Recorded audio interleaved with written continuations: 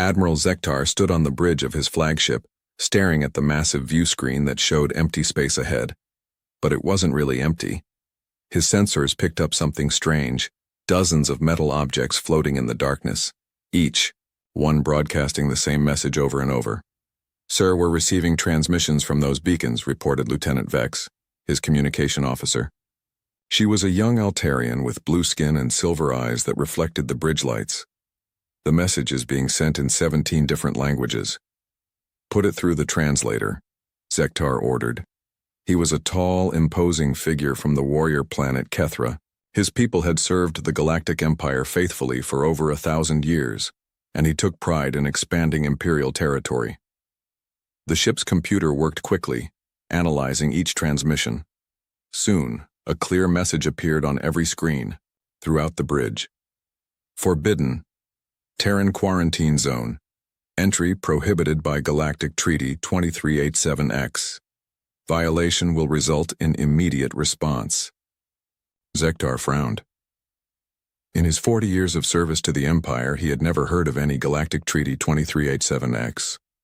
The Empire kept detailed records of every agreement, every conquered world, every species they had encountered. Yet these beacons claimed authority over a vast region of space, nearly 50 star systems by his count. "Computer, search Imperial archives for Galactic Treaty 2387X, he commanded. "Searching. No records found," the computer responded in its mechanical voice. "Search for any reference to Terran Quarantine Zone." "Searching. No records found." This was impossible. The Galactic Empire had ruled most of the galaxy for over 3,000 years. They had conquered hundreds of worlds and absorbed dozens of alien civilizations. How could there be a treaty they knew nothing about? "Dr. Yelan, report to the bridge immediately," Zektar ordered through the ship's communication system. Dr. Yelan was the fleet's chief xenobiologist, an expert in alien languages and cultures. If anyone could make sense of this mystery, it would be her. She arrived within minutes, her tentacles moving nervously as she studied the message on the main screen. "Admiral, this is very strange," she said in her soft, musical voice. Her species, the Zilani, were known throughout the galaxy for their intelligence and analytical minds. The word Terran is not in our standard galactic languages database. "Then what does it mean?" Zektar asked. "I ran it through our archives of dead languages and extinct civilizations," Dr. Yelan explained, her tentacles dancing as she spoke. "Terran appears to be derived from an ancient human word, terra. It means earth in their primitive language." Zektar's eyes widened.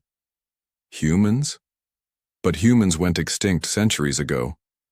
"According to our records, yes," Dr. Yelan confirmed.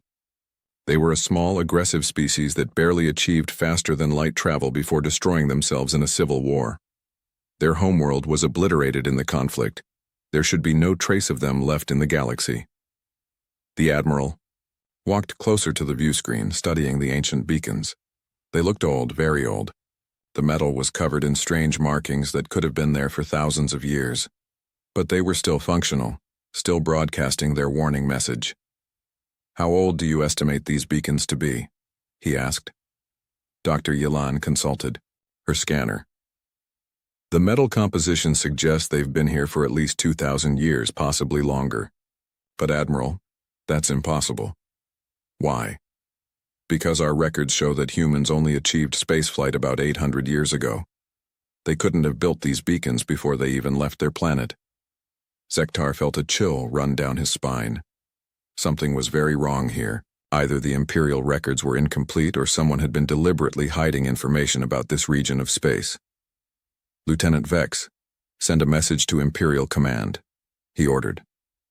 "Tell them we've discovered an unmarked quarantine zone, with no corresponding records in our archives. Request immediate clarification." "Yes, sir," Vex replied, her fingers dancing over her control panel. While they waited for a response, Zektar studied the tactical display. The beacons formed a perfect perimeter around the 50 star systems, creating a barrier that no ship could cross without receiving their warning. Beyond the beacons, his long-range sensors detected something even more puzzling. "Sir," called out Ensign Torres from the sensor station, I'm picking up artificial structures in several of the star systems beyond the barrier. What kind of structures? Large orbital stations, sir, and what appear to be massive shipyards. But they're not showing any energy signatures. They seem to be dormant. Zektar moved to the sensor station and looked at the readings himself. The structures were enormous, some of them larger than entire Imperial space stations. They orbited dead worlds in perfect formation, like sleeping giants, waiting to wake up. Any signs of life? He asked.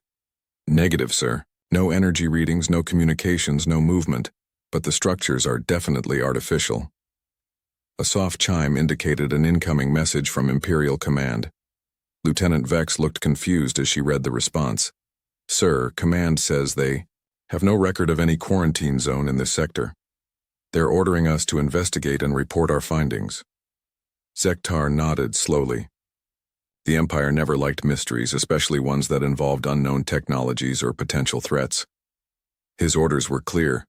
Find out what was behind those beacons and claim it for the Empire.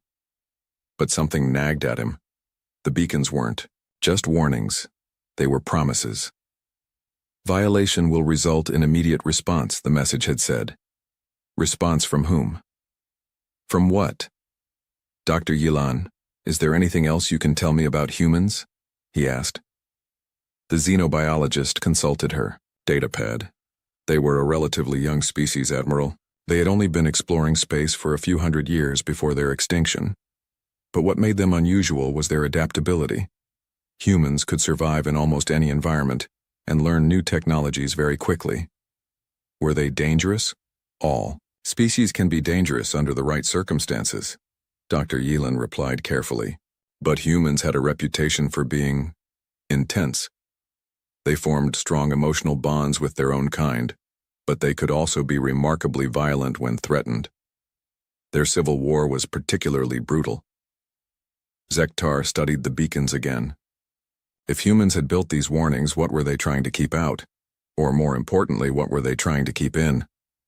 Admiral, Lieutenant Vex interrupted his thoughts. We're receiving another transmission. From Imperial Command? No, sir, from one of the beacons. It's different from the warning message. Put it through. This time the message was shorter and more direct. Imperial vessel, you have lingered at the boundary for 4.7 hours. State your intentions or withdraw immediately. The bridge fell silent. The beacons weren't just playing recorded messages. Something was actively monitoring their presence. Sir, whispered Ensign Torres, the beacon that sent the message just activated some kind of scanning array. It's reading our ship's specifications. Zektar felt his warrior instincts kick in. Whatever was behind those beacons knew they were there and was studying them.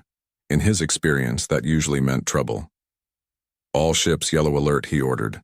Raise shields and prepare weapons, but do not target the beacons unless I give the order.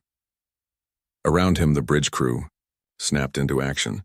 Warning lights bathed everything in a soft yellow glow as the fleet prepared for potential conflict.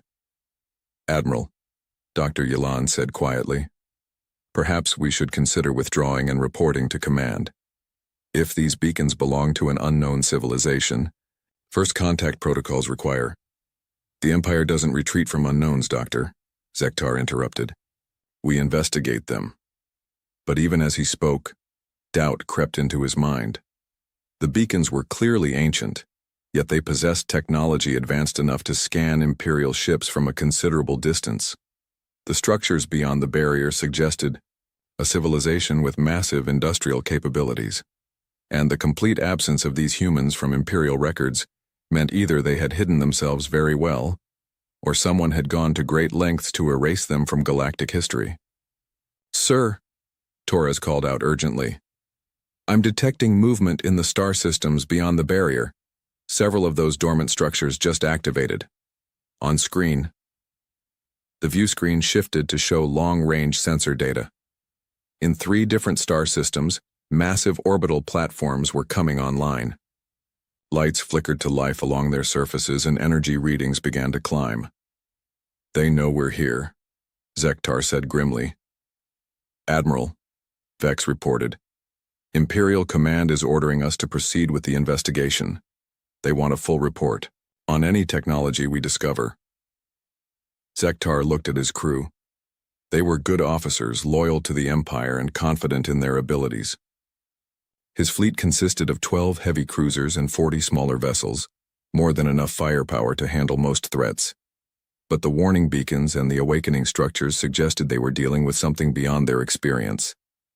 "Sir," Dr. Yilan said hesitantly, "the beacons mentioned a treaty. Perhaps whoever built them believed they had an agreement with the Empire. If we violate that agreement, then we deal with the consequences," Zektar replied firmly. "The Empire bows to no unknown treaty." He turned to his navigation officer. "Plot a course through the beacon perimeter.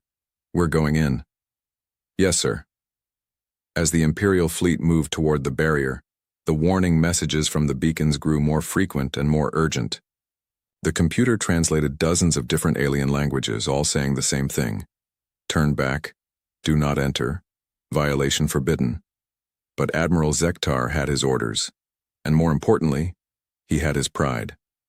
The Galactic Empire had never encountered a force it couldn't defeat or absorb.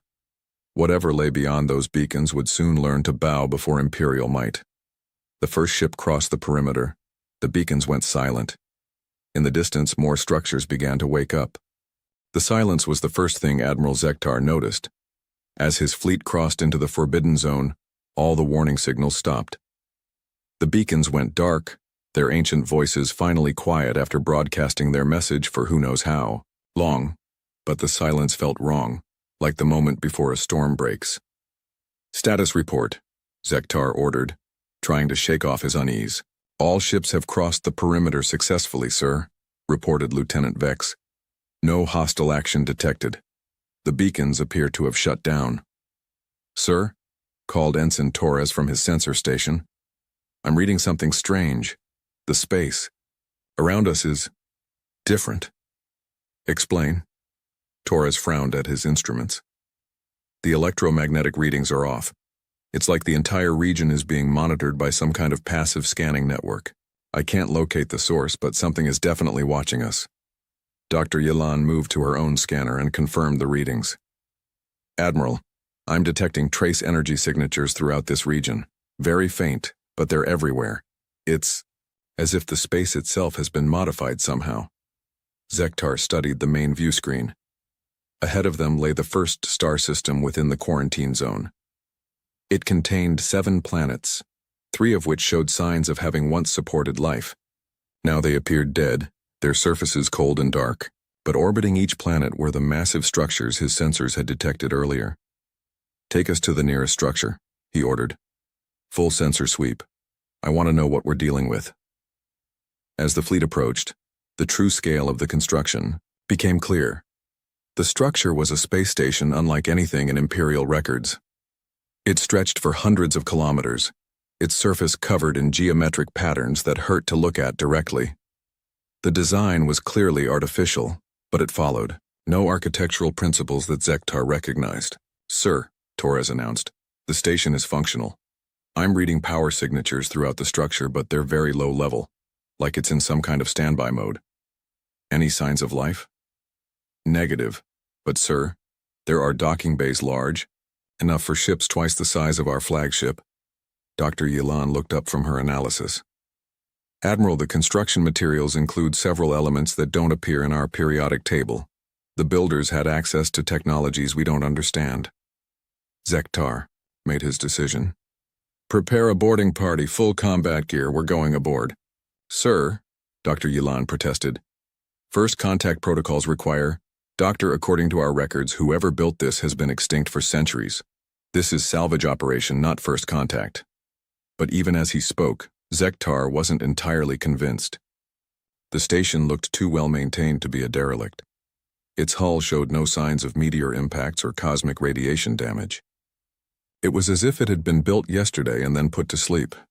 The boarding party consisted of 12 Imperial Marines, Dr. Yilan, and 2 technical specialists. They approached the station in a heavily armored shuttle, following standard procedures for investigating unknown vessels. "Sir," the shuttle pilot reported, One of the docking bays is opening. We're being guided in. Guided by what? Unknown, sir. But the bay is pressurizing and extending an atmospheric field. Someone or something wants us to dock. The shuttle settled into the docking bay with barely a vibration. Through the viewports, the boarding party could see that the bay was enormous, easily large enough to hold 50 ships their size. But more importantly, it was lit. Soft blue lights ran along the walls and ceiling, providing comfortable illumination. Atmosphere is breathable, reported Corporal Voss, the Marine Squad leader. Gravity is set to standard Imperial levels. Temperature is comfortable. Whoever built this place knew how to make visitors feel welcome. The boarding party left the hour shuttle cautiously, weapons ready. The docking bay was empty except for their ship, but they could see doorways leading deeper into the station. The walls were covered in strange symbols that seemed to shift and move when viewed directly. Dr. Yilan, can you read any of this? Zektar asked through his communicator. I'm analyzing the symbols now, Admiral. They appear to be... Wait, these aren't just decorations. They're some kind of information display system. I think they're trying to communicate with us. As she spoke, the symbols began to glow brighter. They rearranged themselves into new patterns, becoming simpler and more geometric. After several minutes, they settled into shapes that looked almost like Imperial Standard script. Incredible, Dr. Yilan breathed. The system is learning our language in real time. It's analyzing our communication frequencies and adapting. Suddenly, the symbols resolved into clear text. Welcome to Sanctuary Station Alpha 7. Please proceed to Central. Chamber for orientation. The Marines raised their weapons, but Zektar motioned for them to hold. Someone or something is talking to us. Stay alert, but don't fire unless threatened. The boarding party moved deeper into the station, following illuminated pathways that led through corridors wide enough for vehicles. The architecture was beautiful in its simplicity, clean lines, efficient use of space, and a sense of organic flow that made the station feel alive. They encountered no other beings, but the station clearly knew they were there. Doors opened as they approached, lights brightened to guide their path, and the temperature adjusted to keep them comfortable. It was like being welcomed by a gracious but invisible host. The central chamber was a vast spherical room with walkways, extending from multiple levels. At the center, a raised platform held what appeared to be a communication array. As the boarding party entered, the array activated with a soft hum. Light began to gather above the platform, forming the shape of a human woman. She appeared to be middle-aged, with short gray hair and wearing a simple uniform unlike anything in Imperial records. When the hologram solidified, she looked directly at Admiral Zektar and smiled. "Admiral," she said in perfect Imperial standard, "I am Warden Sarah Chen, Guardian of the Terran Preserve.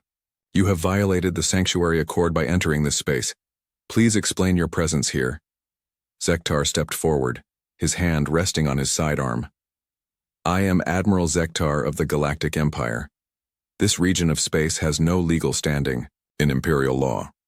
We are here to investigate and claim these systems for the Empire." The hologram's expression became sad. "I see. How long has it been since the accord was signed?" "I have no knowledge of any accord," Zektar replied. "Our records show no treaty concerning this region." "Of course they don't," Sarah Chen said softly. "That was part of the agreement. We would remove ourselves from galactic politics completely. All records of our existence would be classified or destroyed. The galaxy would forget about humanity, and in return, we would never interfere in their affairs again." "Humanity went extinct centuries ago," Dr. Yilan interjected. "Our records clearly show." "Your records show what we wanted them to show," the warden interrupted gently. "Humanity didn't go extinct, Doctor. We chose exile. We removed ourselves from the galactic community because we recognized what we were becoming." "And what was that?" Zektar asked. The hologram was silent for a long moment, as if choosing her words carefully. "We were too good at war, Admiral. Too adaptable. Too dangerous. Every species we encountered either submitted to us or was destroyed by us. We were becoming the very thing we had always fought against. A galactic empire that conquered through superior force. That's exactly what the Galactic Empire is, Zektar pointed out. Yes, Sarah Chen agreed. And we saw what that path led to.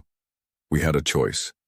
Become the dominant species in the galaxy through conquest, or remove ourselves completely and let other species develop without our interference. We chose exile. Dr. Yilan stepped forward, her scientific curiosity overcoming her caution. But the scale of these constructions, this level of technology, how many humans are there?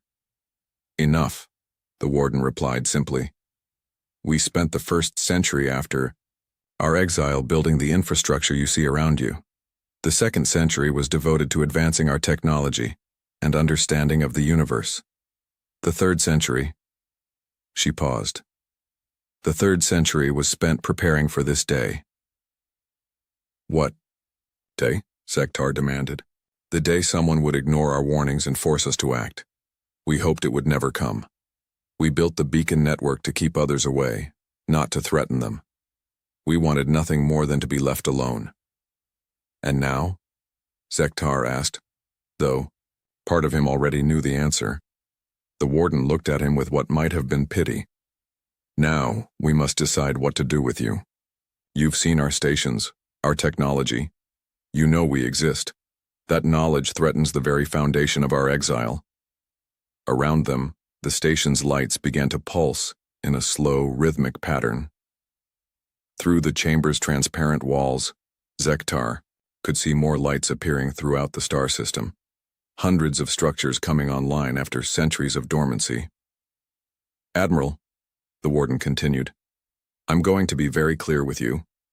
This conversation is being monitored by every human settlement in the preserve. Right now, they're watching to see what you do next. Some of them think you should be allowed to leave and forget what you've seen. Others believe you represent a threat that must be eliminated. Are you threatening us? Zektar asked, his warrior instincts flaring. I'm explaining the situation, Sarah Chen replied calmly. You have stumbled into something far larger than you understand. The human civilization you thought was extinct has spent 3 centuries becoming something new. We are no longer the species that destroyed itself in civil war. We are something else entirely. And what is that? Dr. Yilan whispered. The warden smiled, but there was no warmth in it. We are the guardians of our own exile, the Watchers, who make sure that humanity never again threatens the peace of the galaxy, and occasionally we are the response to those who refuse to leave us alone. The lights on the station pulsed faster. In the distance, Zektar could see shapes moving between the stars, ships unlike anything in Imperial designs, graceful and deadly as hunting predators. You have a choice, Admiral, the warden said. You can take your fleet and leave this space. Return to your empire and tell them that the quarantine zone is protected by automated defenses too dangerous to challenge. Your report will be classified, your crew will be transferred to other duties, and eventually the entire incident will be forgotten. And if I refuse? The hologram flickered slightly, as if the warden was consulting with others. Then we will do what we have always done when faced with a threat to our exile. We will remove the threat. The chamber fell silent except for the soft hum of the station's systems. Zektar looked around at his boarding party. Marines who had never known defeat, scientists eager to unlock new mysteries, officers loyal to the Empire above all else. They were depending on him to make the right decision. I need to consult with my fleet, he said finally. Of course, the warden replied. But Admiral, understand this. You are the first outsiders to enter Terran space in over 3 centuries. What happens next will determine not just your fate, but the fate of your entire empire. Choose wisely. Admiral Zektar returned to his flagship with his mind racing. The boarding party had left Sanctuary Station without incident, but the warden's words echoed in his thoughts. As he stood in his private quarters, staring out at the vast space station that dwarfed his entire fleet, he tried to process what he had learned. Humans weren't extinct. They had chosen exile, hiding themselves away for 3 centuries while the galaxy forgot they existed. But why? And more importantly, what had they become during their isolation? A soft chime announced an incoming transmission. Lieutenant Vex's voice came through the comm system. Admiral, priority message from Imperial Command. Zektar straightened his uniform and walked to the bridge. The view screen showed the stern face of Grand Admiral Thexera, one of the Emperor's most trusted military leaders. Her species, the Vorthon, were known for their tactical brilliance and absolute loyalty to the Empire. Admiral Zektar, she began without preamble, your initial report has caused quite a stir at command. Unknown alien technology, hidden civilizations, and treaty violations. The Emperor is most interested in your findings. Yes, ma'am, Zektar replied carefully. You are ordered to continue your investigation and secure any advanced technology. For the Empire, a full battle fleet is being dispatched to your location. 10,000 ships under the personal command of Emperor Thaxion himself. Zektar felt his blood run cold. 10,000 ships meant the Empire was taking this threat seriously. It also meant that peaceful withdrawal was no longer an option.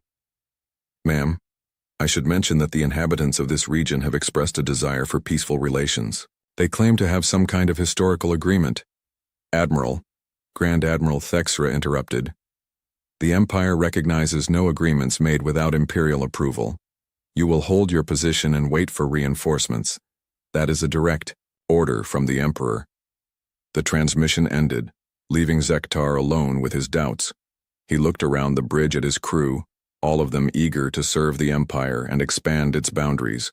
They trusted him to lead them to victory, just as he had done in dozens of previous campaigns. But something felt different about this situation. The humans hadn't attacked when they had the chance. Instead, they had tried to negotiate to find a peaceful solution. That wasn't the behavior of a typical enemy. Sir, Torres called out from his sensor station. I'm detecting movement throughout the star system. Multiple large objects are changing position. On screen, the view screen showed a tactical display of the entire system. Dozens of structures that had appeared dormant were now moving, repositioning themselves into what looked like defensive formations. The graceful space stations were being joined by massive industrial platforms and what could only be warships. Dr. Hylan, Zektar called. Analysis. The xenobiologist studied the display with obvious fascination. Admiral, this is remarkable. They're not just moving randomly. They're forming a complex three-dimensional defensive grid. Each structure is positioned to provide overlapping fields of fire while maintaining optimal sensor coverage.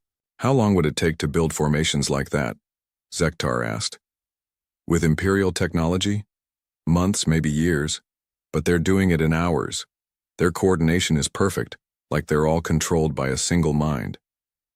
Lieutenant Vex looked up from her communication station. Sir, we're receiving a transmission from the station we just visited. Put it through. The warden appeared on the main screen again, her expression more serious than before. Admiral, our sensors have detected a large military buildup in your home territory. It appears your empire is preparing for war. The Empire doesn't make war on those who respect its authority, Zektar replied, though his words sounded hollow even to himself. I see. The warden paused as if consulting with others. Admiral, I want you to understand something. Humanity spent 3 centuries in exile, not just hiding from the galaxy, but preparing for the day when our isolation might be threatened. We hoped that day would never come.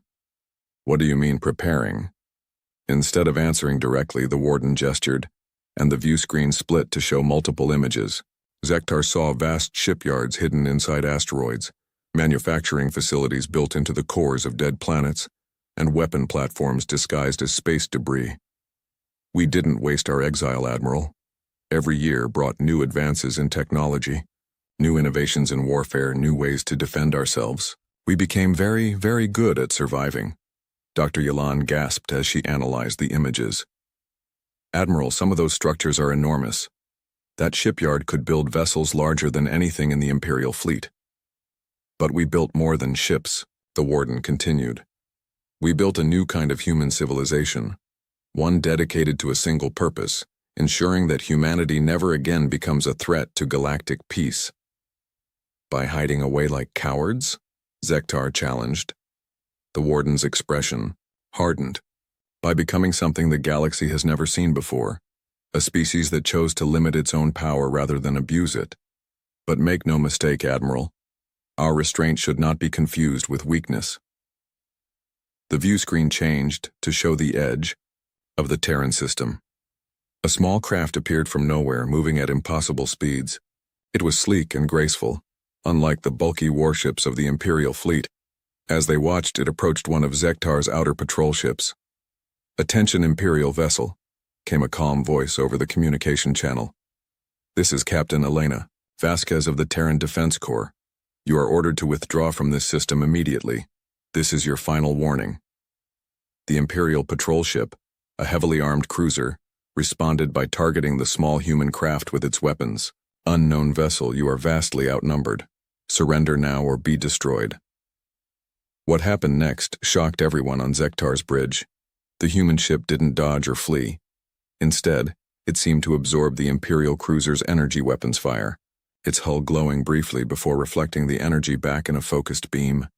The Imperial ship's shields failed instantly, and its weapon systems went offline. "How is that possible?" Torres whispered. The human ship transmitted one more message. "Imperial forces, you have now seen a demonstration of our defensive capabilities. Withdraw immediately or face the consequences." But the Imperial cruiser captain, either brave or foolish, fired again. This time, the human ship's response was different. A pulse of energy struck the Imperial vessel, and suddenly its engines failed. Life support systems flickered. The crew found themselves adrift in space, helpless but alive. "Admiral," the warden said softly, "our ship could have destroyed your patrol craft in seconds. Instead, we disabled it. That should tell you something about our intentions." Zektar stared at the tactical display. The disabled Imperial cruiser was already being approached by a human rescue vessel. Instead of capturing or destroying the crew, the humans were preparing to offer assistance. "You're not acting like enemies," he said slowly. "Because we're not your enemies, Admiral. We're trying to prevent a tragedy. When your Emperor arrives with his fleet, he'll be expecting to fight a typical alien species. But we're not typical. We're 3 centuries more advanced than when we left galactic society. We've had time to perfect things that other species only dream about." "What things?" "Everything," the warden replied simply. "Weapons that can turn your own ships against you. Defensive systems that make us nearly impossible to destroy. Manufacturing capabilities that can replace our losses faster than you can inflict them. But most importantly, we've perfected the art of war itself." Dr. Yalan leaned forward. "What do you mean?" "We studied every conflict in human history, every battle ever fought by any species in the galaxy. We learned from every victory and every defeat. We became students of warfare in all its forms, not because we wanted to conquer, but because we wanted to be prepared to defend ourselves." The view screen showed more images.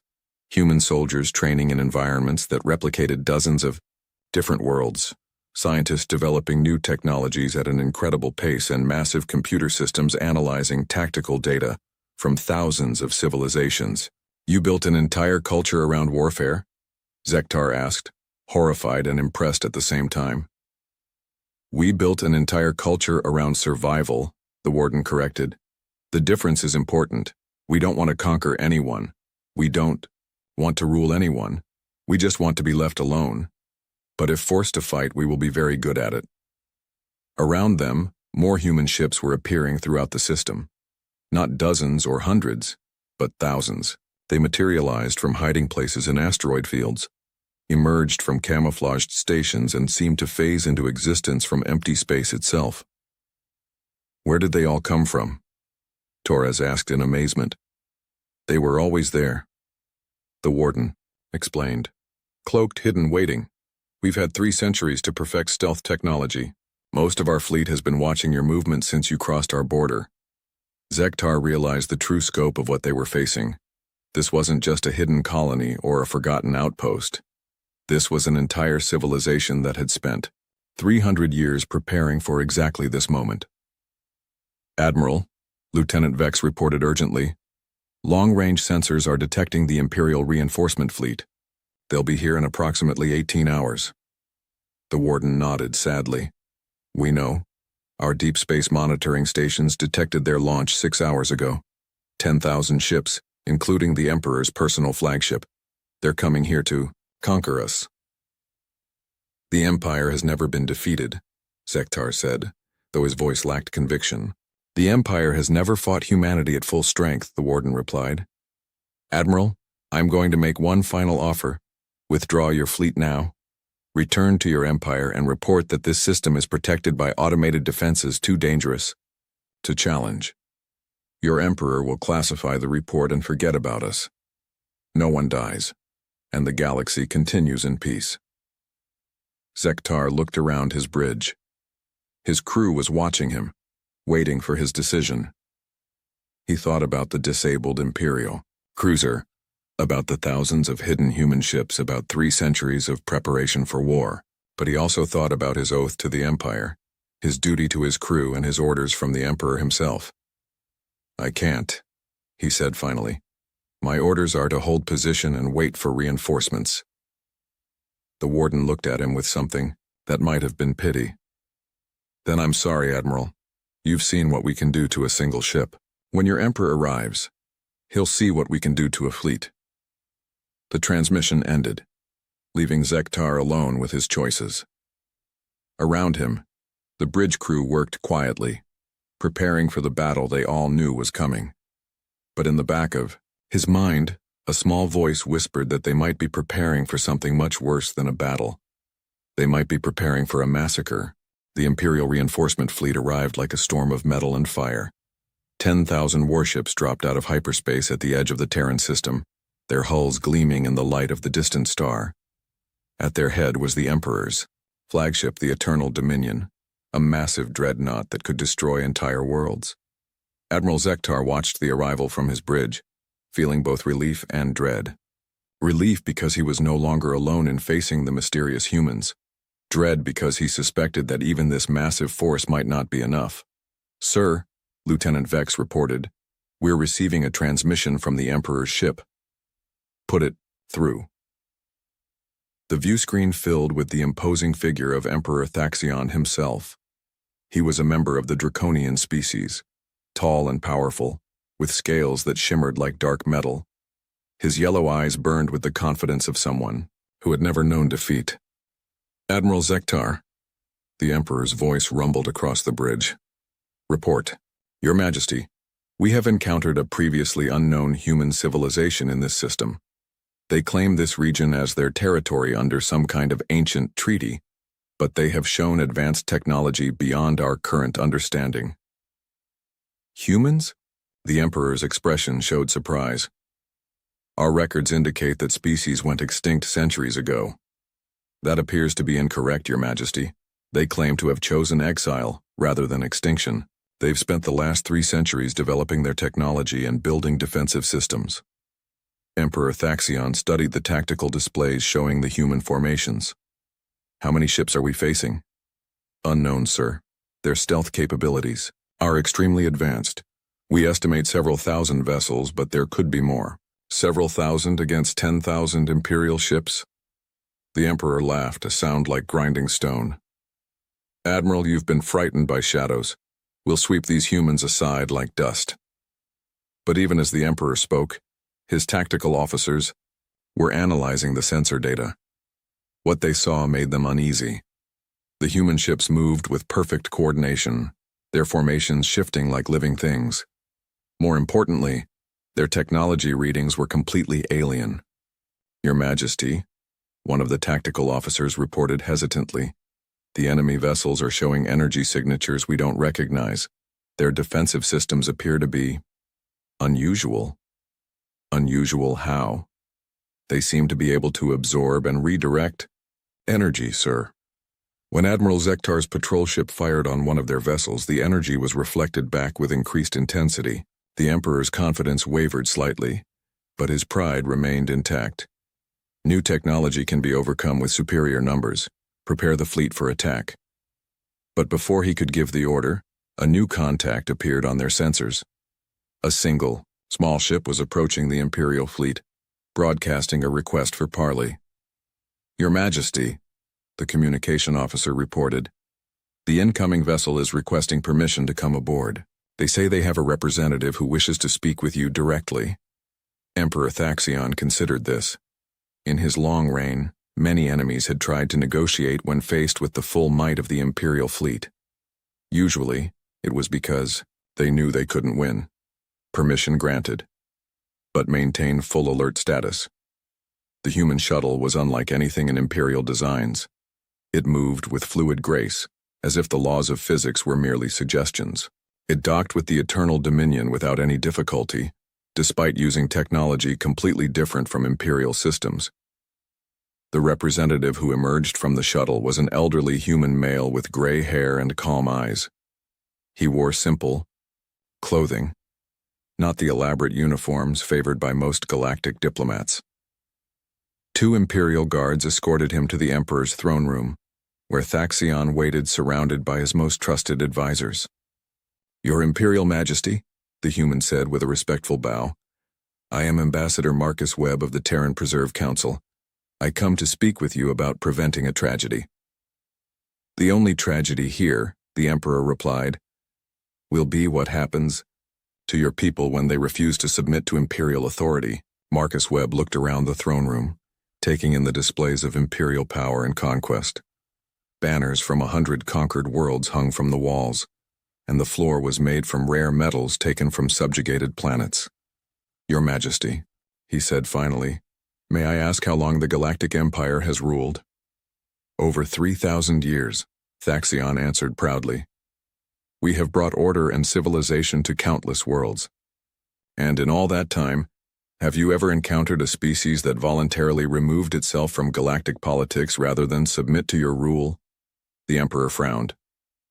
No species has ever been given that option. Exactly, Webb said softly. Every species you've encountered has either submitted or been destroyed. But humanity chose a third path. We recognized what we were becoming and chose to exile ourselves rather than compete with you for galactic dominance. And now you think, to challenge us from your hiding place? We don't want to challenge you, Your Majesty. We want to continue our exile in peace. But if you force us to defend ourselves, you should understand what that means. Emperor Thaxion leaned forward on his throne. Enlighten me. Webb gestured, and a holographic display appeared between them. It showed star charts, technical specifications, and battle analyses that made the Imperial advisors gasp in surprise. For 3 centuries, humanity has studied war, Webb explained. Not because we love it, but because we feared this day might come. We've analyzed every conflict in galactic history, including your own campaigns. We've learned from your victories and your defeats.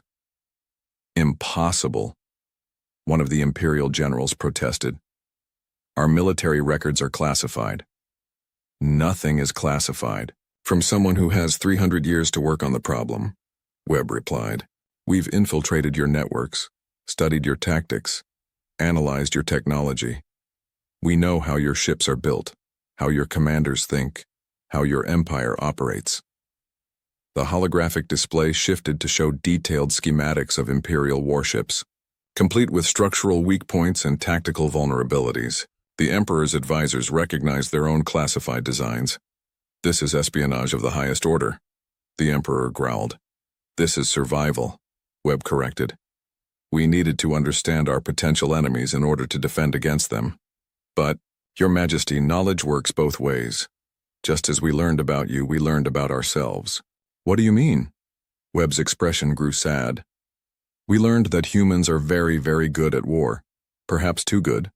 In our exile, we've had time to perfect abilities that we once used to destroy each other. We've become something that no species in the galaxy has ever faced. And what is that? The Emperor asked, though part of him already dreaded the answer. A species that has spent 3 centuries preparing for a single battle, Webb replied. Every human in our space has been trained from birth to defend our exile. Every ship has been built with lessons learned from studying galactic warfare. Every weapon has been designed to counter the specific tactics used by Imperial forces. The holographic display showed images of human training facilities, manufacturing centers, and weapon testing sites. The scale was staggering, an entire civilization dedicated to military preparation. But more than that, Webb continued, we've learned to work together in ways that other species never could. Humans in exile don't compete with each other. We cooperate completely. Every human in our space is connected to every other human through quantum communication networks. We think as one, act as one, fight as one. Emperor Thaxion stood up from his throne, his powerful form towering over the human ambassador. Are you threatening me? I'm trying to save you, Your Majesty, Webb replied calmly. And your empire, and my people. If this battle happens, it will be unlike anything the galaxy has ever seen. We don't want that. Then surrender. Webb shook his head sadly. We can't do that. Our exile is the only thing preventing humanity from becoming what we once feared we might become. A conquering force that spreads across the galaxy, destroying everything in its path. If we surrender to you, if we rejoin galactic civilization, that restraint will be gone. You speak as if you have a choice in the matter. Everyone has a choice, Your Majesty. You can withdraw your fleet and respect our exile, or you can attack and face the consequences. But understand this, if you attack us, you won't just be fighting a few thousand human ships. You'll be fighting the focused will of an entire species that has spent 3 centuries preparing for this moment. The Emperor looked at his advisors, seeing doubt in their eyes for the first time in years. They had studied the sensor readings, analyzed the human formations, and recognized technology far beyond their current understanding. How do I know you're not bluffing? Thaxion asked. Webb activated a small device on his wrist. Immediately, every screen in the throne room filled with images from throughout the Imperial fleet. The humans had somehow infiltrated every ship's communication system simultaneously. Your Majesty, Webb said as the images showed the interior of dozens of Imperial vessels, this is not a bluff. Right now, we are inside your ship's computer systems. We are monitoring your communications, tracking your movements, analyzing your weapons. If we wanted to, we could disable your entire fleet without firing a shot. The Emperor's guards raised their weapons, but Webb held up his hands peacefully. We're not here to harm you, he said. We're here to show you what we're capable of, so you'll understand why continuing this confrontation would be a tragedy for everyone involved. Emperor Thaxion stared at the screens showing his own ships being monitored by human technology. His pride warred with his growing realization that these humans were unlike any enemy he had ever faced. What do you propose? He asked finally. Withdraw your fleet, Webb said simply. Classify this entire incident, forget you ever found us. In return, we'll continue our exile and never interfere in galactic affairs again. And if I refuse? Webb's expression grew infinitely sad. Then we'll do what we've been preparing to do for 300 years. We'll defend our exile with everything we have. And Your Majesty, after 3 centuries of preparation, we have become very good at defense. The throne room fell silent except for the hum of the ship's systems. Outside, 10,000 Imperial warships waited for orders, while thousands of human vessels prepared for battle. Emperor Thaxion looked at the displays showing his compromised fleet, at the ambassador who spoke of cooperation and exile, at the advisors who no longer met his eyes with complete confidence. For the first time in his long reign, he faced an enemy that didn't want to fight him, and that terrified him more than any threat ever had. Emperor Thaxion stared at Ambassador Webb for a long moment, his yellow eyes burning with the fury of a ruler who had never been challenged. The throne room was silent except for the soft hum of ship systems and the barely contained breathing of his advisors. No, he said finally, his voice echoing off the metal walls. The Galactic Empire does not retreat. We do not negotiate with unknowns. And we certainly do not bow to the demands of a species that should have remained extinct. Webb's shoulders sagged slightly as if he had expected this answer but hoped it wouldn't come. Your Majesty, please reconsider. What happens next cannot be undone. What happens next, the Emperor declared, rising from his throne, is that Your people learn what it means to defy Imperial might. Guards escort this ambassador back to his ship, then prepare the fleet for immediate attack. As Webb was led away, he activated his wrist device one final time. Throughout the Imperial fleet, every communication system briefly displayed the same message. Sanctuary protocol terminated. Threat level, extinction event, authorization, full release. Admiral Zektar, watching from his own bridge, felt a chill run down his spine as he read those words. Around him, his crew prepared for battle with the confidence of soldiers who had never known defeat. But Zektar remembered the warden's warnings, the disabled patrol ship, and the ambassador's sad certainty. "Sir," Lieutenant Vex reported, "the Emperor is ordering all ships to attack formation. We're to begin bombardment of the nearest human installations." "Acknowledged," Zektar replied, though his heart wasn't in it. Across the Terran system, the human response was immediate and coordinated. The scattered formations of ships suddenly moved with perfect synchronization, like a single organism responding to danger. Defensive platforms that had seemed dormant blazed to life with energy signatures that made Imperial sensors scream warnings. "All ships," came the Emperor's voice across the fleet communication system. "Attack at will. Show these humans the price of defying the Empire." The first wave of Imperial ships, over 1,000 heavy cruisers, launched their attack. Energy beams and missile barrages filled the space between the two fleets with deadly light. It was a display of firepower that had destroyed entire civilizations. But the human ships didn't respond the way enemies were supposed to. They didn't scatter or try to dodge. Instead, they seemed to absorb the incoming fire, their hulls glowing briefly before redirecting the energy back at the Imperial fleet, with devastating accuracy. "What the hell?" Torres gasped from his sensor station as he watched Imperial ships being struck by their own weapons fire. The reflected attacks were surgical in their precision. Instead of destroying the Imperial vessels, they targeted specific systems, weapons, engines, life support. Within minutes, hundreds of Imperial ships found themselves drifting helplessly in space, their crews alive, but their ships disabled. "Con. Wave advance," the Emperor ordered, refusing to believe what his sensors were telling him. But the second wave fared no better. The human ships moved with impossible grace, seeming to phase in and out of normal space.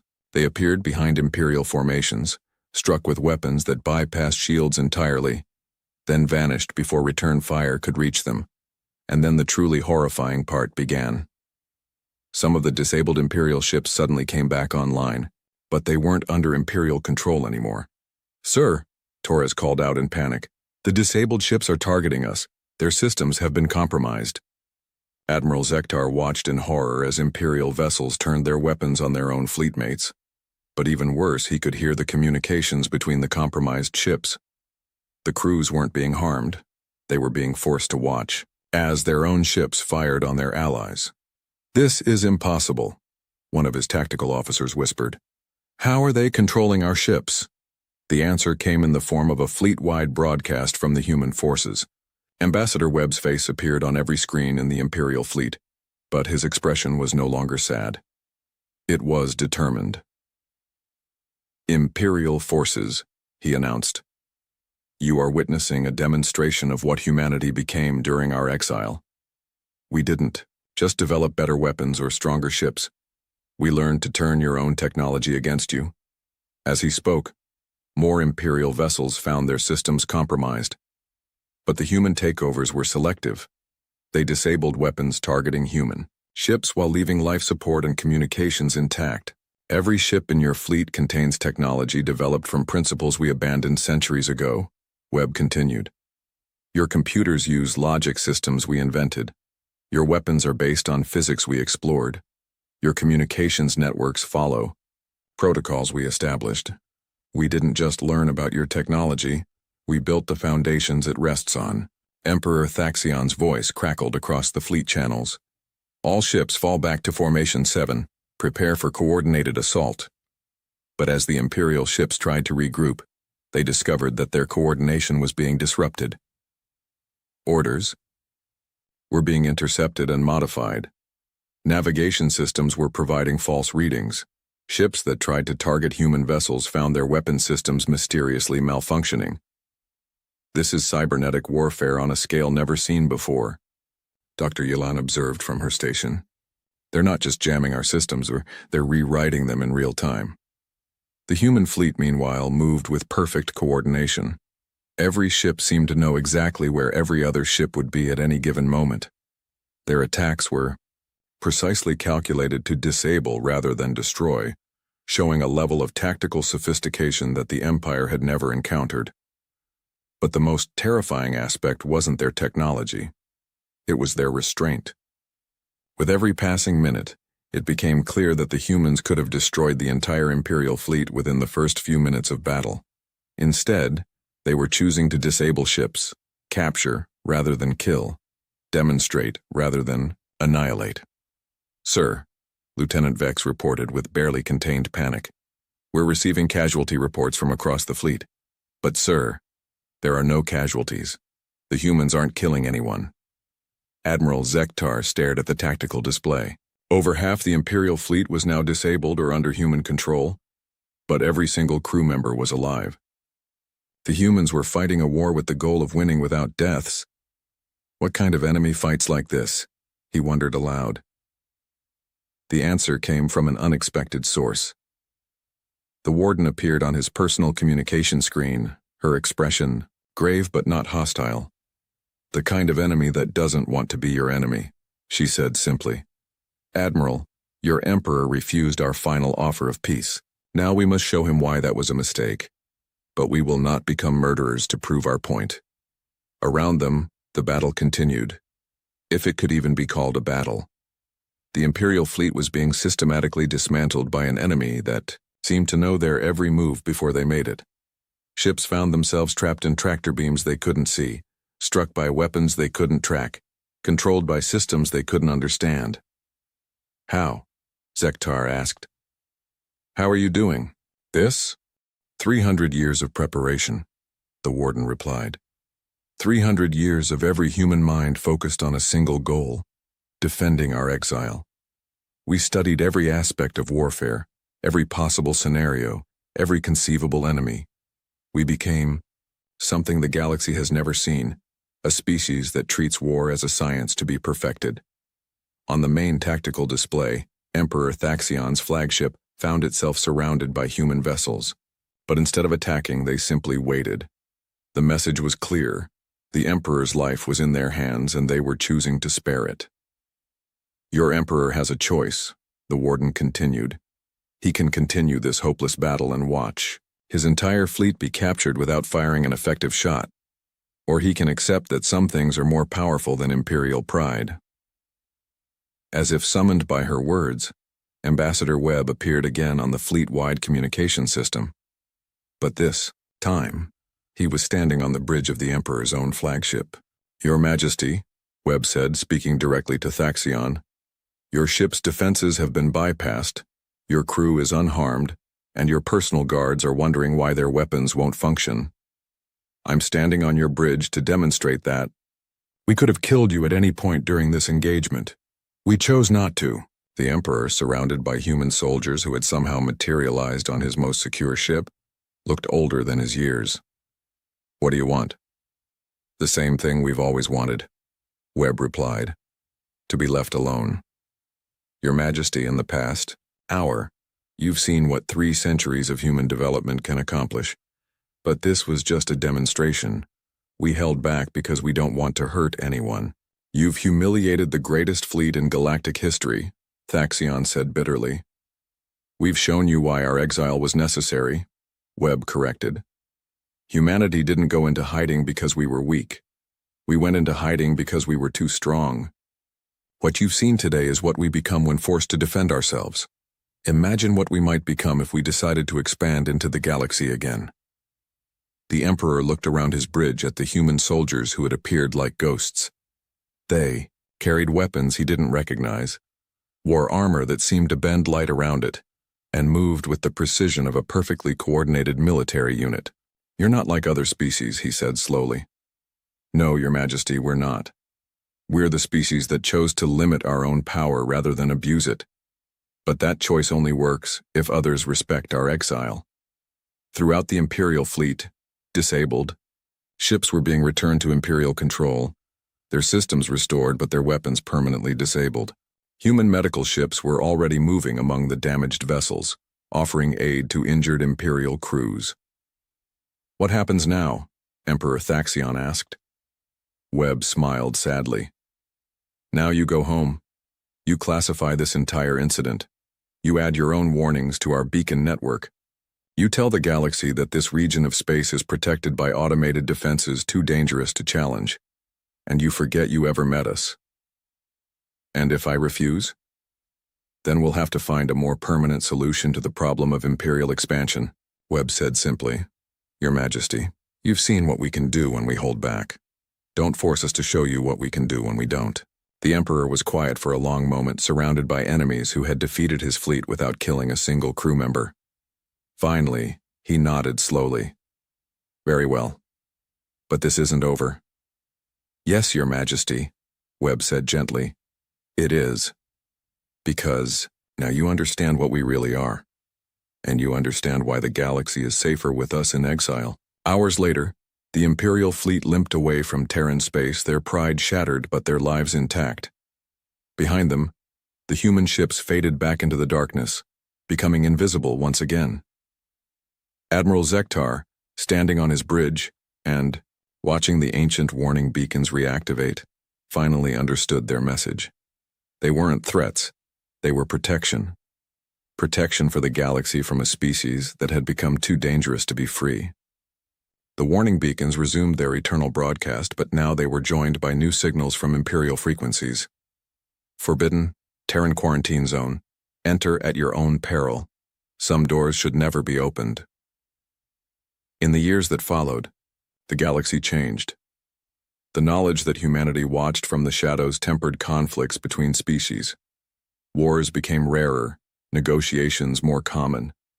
The great powers learned to settle their differences peacefully, knowing that somewhere, in the dark, patient guardians waited to intervene if civilization threatened to destroy itself. And in Terran space, humanity returned to its voluntary exile, forever vigilant, forever